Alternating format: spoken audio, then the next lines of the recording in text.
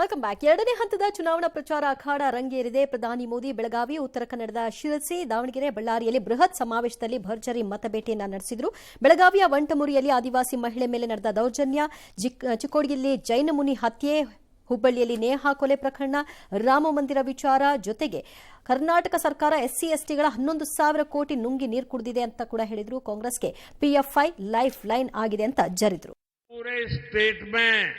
Law and order की स्थिति बहुत खराब है। यहाँ बेलगावी में एक आदिवासी बहन के साथ जो कुछ हुआ, चिक्कोड़ी में जैन मुनि महाराज साहब के साथ जो हुआ, वो शर्मसार करने वाला है कि नहीं है, पीड़ा करने वाला है कि नहीं है, कर्नाटक की प्रतिष्ठा को धूल में मिलाने वाला है कि नहीं है। और देश के कोटि कोटि जन, किसी ने 5 रुपया, किसी ने 11 रुपया, किसी ने 100 रुपया, किसी ने 1000 रुपया, किसी ने लाख रुपया, आप सबने दान दे करके प्रभु राम का मंदिर बनाया है। ये प्रभु राम का मंदिर सरकारी खजाने से नहीं बना है, ये हिंदुस्तान के राम भक्तों के जेब से निकले हुए पैसों से बना है। राम और इनका तो मुसीबत ऐसी है कि पहले जब भी हार जाते थे तो ईवीएम को टोपी पहना देते थे। क्यों हारे? ईवीएम। डिपॉजिट क्यों गई? ईवीएम। मोदी क्यों जीत गया? ईवीएम। वो दिन रात चुनाव आते ही ईवीएम ईवीएम ईवीएम की माला जपते रहते। वोट बैंक के नजरिए से नहीं देखा जा सकता, लेकिन कांग्रेस वोट बैंक की अपनी सोच. ಸರ್, 4 ಕಡೆ ಕಾಲಿಗೆ ಚಕ್ರ ಕೊಟ್ಕೊಂಡು ಹಾಗೆ ಸಮಾವೇಶಗಳಲ್ಲಿ ಭಾಗಿಯಾದ್ರು. ಎಲ್ಲೂ ಕೂಡ ಒಂದು ಟಯರ್ಡ್ನೆಸ್ ಕಾಣಿಸಲ್ಲ, ಅದೇ ಅಬ್ಬರ, ಅದೇ ಜೋಶ್ ಕಾಣಿಸುತ್ತಲ್ಲ ಸರ್. ಇದು ಕೆಲವರಲ್ಲಿ ಮಾತ್ರ ಕಾಣ್ಲಿಕ್ಕೆ ಸಾಧ್ಯ ಅನ್ಸುತ್ತಲ್ವಾ ಸರ್? ಇರಬಹುದು. ಜನರಲಿ ರಾಜಕಾರಣಿಗಳಿಗೆ ಆರೋಗ್ಯ ಯಾವಾಗ ಚೆನ್ನಾಗಿರುತ್ತೆ ಅಂತಂದ್ರೆ ಅವ್ರು ಆಕ್ಟಿವ್ ಆಗಿದ್ದಾಗ. ಎಲ್ಲರಿಗೂ ನಿಜ ಅದು. ಎಲ್ಲ ಮನುಷ್ಯರು ಆಕ್ಟಿವ್ ಆಗಿದ್ರೆ ಆರೋಗ್ಯ ಚೆನ್ನಾಗೇ ಇರುತ್ತೆ.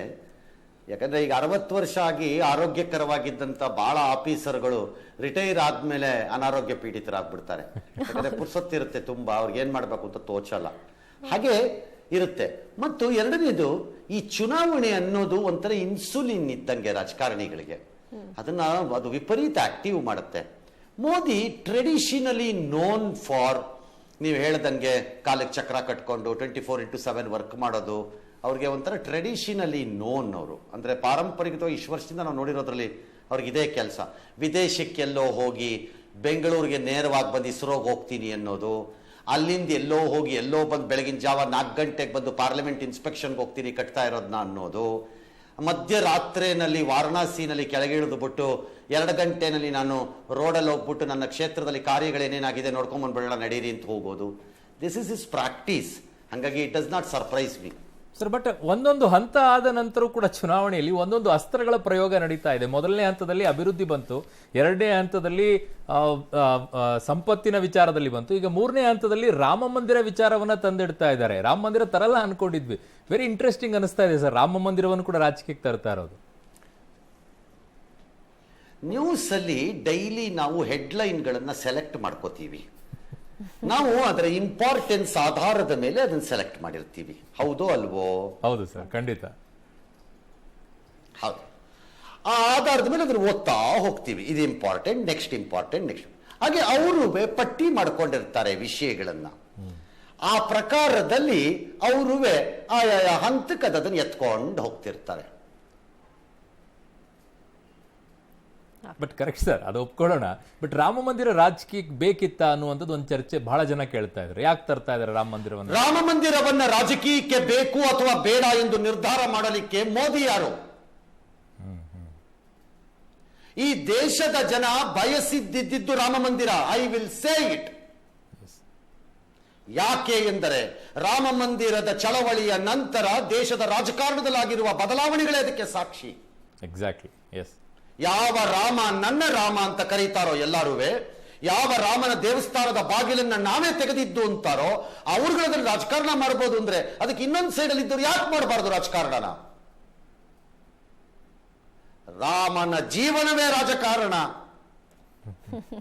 ಅವನ ಜೀವನದಲ್ಲೇ ಪಿತೂರಿ ಇದೆ, ಅವನ ಜೀವನದಲ್ಲೇ ಧೋಕಾ ಇದೆ, ಅವನ ಜೀವನದಲ್ಲೇ ತ್ಯಾಗ ಇದೆ, ಅವನ ಜೀವನದಲ್ಲೇ ಅರಣ್ಯ ವಾಸ ಇದೆ, ಅವನ ಜೀವನದಲ್ಲೇ ಹೆಂಡತಿಯನ್ನು ಅಗ್ನಿ ಪರೀಕ್ಷೆಗೆ ಗುರಿಪಡಿಸಬೇಕಾದ ಸಂಕಟದ ಸನ್ನಿವೇಶ ಇದೆ, ಅವನ ಜೀವನದಲ್ಲೇ ಯುದ್ಧ ಇದೆ, ಅವನ ಜೀವನದಲ್ಲೇ ಸತ್ಯ ಇದೆ. ಹಾಗಾಗಿ ಅದನ್ನ ಪ್ರಸ್ತಾಪ ಮಾಡಬಾರದು ಅಂತ ಯಾಕೆ ಹೇಳ್ತೀರಿ? ರಾಜಕೀಯ ಮಾಡಿದ್ದಿದ್ದೇ ರಾಮ ಜನ್ಮಭೂಮಿಯನ್ನ ಎಲ್ಲರೂ ಈ ದೇಶದಲ್ಲಿ ರಾಜಕಾರಣದಲ್ಲಿ, ದೆನ್ ವೈ ನಾಟ್? ಬಟ್ ರಾಮನ ಜೀವನದಲ್ಲಿ ಇರದೇ ಇರುವಂತ ದುಷ್ಟತೆ ಈಗ ರಾಜಕೀಯದಲ್ಲಿ ಬಂದ್ಬಿಟ್ಟಿದೆ ಅನ್ನೋದು ಬೇಸರದ ಸಂಗತಿ ಸರ್. ಅದು ಮಾಡೆಲ್ಗಳು ಇಂಪ್ರೂವ್ ಆಗ್ತಾ ಇರುತ್ತೆ. Okay, thank you so much sir, ಇಷ್ಟೊತ್ತು ಜಾಯಿನ್ ಆಗಿದ್ದಕ್ಕೆ ನಮಗೆ. ಥ್ಯಾಂಕ್ ಯು ಅಲ್ಲ, no no you are wrong sir. Thank you ಅಲ್ಲ. ಹಾ ಸರ್. ಇದೇ ಪ್ರಧಾನಮಂತ್ರಿ ಬೆಳಗಾವಿಯ ವಿಚಾರದಲ್ಲಿ ಹೆಣ್ಮಗಳು ಇದನ್ನು ಪ್ರಸ್ತಾಪ ಮಾಡಿದ್ರು, ಅಥವಾ ಚಿಕ್ಕೋಡಿಯ ಜೈನಮುನಿ ಇದನ್ನು ಪ್ರಸ್ತಾಪ ಮಾಡ್ತಾರೆ. ಆದ್ರೆ ನನಗೆ ಬೇಸರ ಆಗೋದು ಭಾರತದ ಎಲ್ಲ ರಾಜಕೀಯ ಪಕ್ಷಗಳ ವಿಚಾರದಲ್ಲಿ ಹೆಣ್ಣು ಮಕ್ಕಳ ವಿಚಾರ ಬಂದಾಗ ಎಲ್ಲ ಅವರವರಿಗೆ ಅನುಕೂಲ ಪ್ರಸ್ತಾಪ ಮಾಡ್ತೀರಿ ಅಂತ. ಹಿಂದೆ ಕಾಂಗ್ರೆಸ್ ಸರ್ಕಾರ ಇದ್ದಾಗ ಅದರ ಒಬ್ಬ ಮಂತ್ರಿಯೊಬ್ಬರ ಮೇಲೆ ಇಂಥ ಆರೋಪ ಬಂತು, ಆಮೇಲೆ ಅದೇನೋ ಕೋರ್ಟ್ ಅಲ್ಲಿ ಡಿಸ್ಕ್ವಾಲಿಫೈ ಆಯ್ತು, ಹೋಯ್ತದು, ಅಡ್ಜುಡಿಕೇಟ್ ಆಯ್ತು, ಅದು ಬೇರೆ ವಿಚಾರ. ಆದ್ರೆ ಅವತ್ತು ಕಾಂಗ್ರೆಸ್ನವ್ರು ಏನ್ ಮಾತಾಡ್ತಾರೆ, ಇವತ್ತು ಇವರೇನ್ ಮಾತಾಡ್ತಾರೆ, ಎಲ್ಲ ಅವರವರ ಅನುಕೂಲಕ್ಕೆ ಮಾತನಾಡ್ತಾ ಇರೋದು. ಈಗಲೂ ಮಹಿಳೆ ಅವರಿಗೆ ಒಂದು ಮತ ಬ್ಯಾಂಕ್ ಅಷ್ಟೇ, ಈಗಲೂ ಅವರಿಗೆ ಮಹಿಳೆ ಏನು ಅಂದ್ರೆ ಬಳಸ್ಕೊಂಡು ಬಿಸಾಕೋ ಸಾಧನ ಅಷ್ಟೇ, ಈಗಲೂ ಅವರಿಗೆ ಮಹಿಳೆ ಎಂದರೆ ಅವಳನ್ನು ಹೇಗೆ ಬೇಕಾದರೂ ಬಗ್ಗಿಸಿಕೊಳ್ಳಬಹುದು ಭಾವನೆಗಳ ಮೂಲಕ ಅನ್ನೋ ಲೆಕ್ಕಾಚಾರ. ಈಗಲೂ ಮಹಿಳೆ ಎಂದರೆ ಅವಳಿಗೆ ಒಂದಿಷ್ಟು ನೆರವುಗಳನ್ನ ಬಿಸಾಕಿದ್ರೆ ಸಾಕು ಅವಳನ್ನು ತೃಪ್ತಿಪಡಿಸ್ಬಿಡ್ಬೋದು ಅಂತ. ಈ ಮನೋಸ್ಥಿತಿಯಿಂದ ಆಚೆ ಬರದೆ ದೇಶದ 50% ಪಾಪ್ಯುಲೇಷನ್ ಇರೋ ಜನರ ಬಗ್ಗೆ ನಾವು ಚಿಂತೆ ಮಾಡದೇ ಇದ್ರೆ, ದೇಶದಲ್ಲಿ ಕಡಿಮೆ ಪರ್ಸೆಂಟೇಜ್ ಇರೋ ಜನದ ಬಗ್ಗೆ ವಿಪರೀತ ಪ್ರೀತಿಯಿಂದ ಚಿಂತೆ ಮಾಡುವ ರಾಜಕಾರಣೀಯ ಪಕ್ಷಗಳೇ 50% ಇರೋ ಹೆಣ್ಣು ಮಕ್ಕಳ ವಿಚಾರದಲ್ಲಿ ಯಾಕೆ ಈ ರೀತಿ ಚಿಂತನೆಗಳು?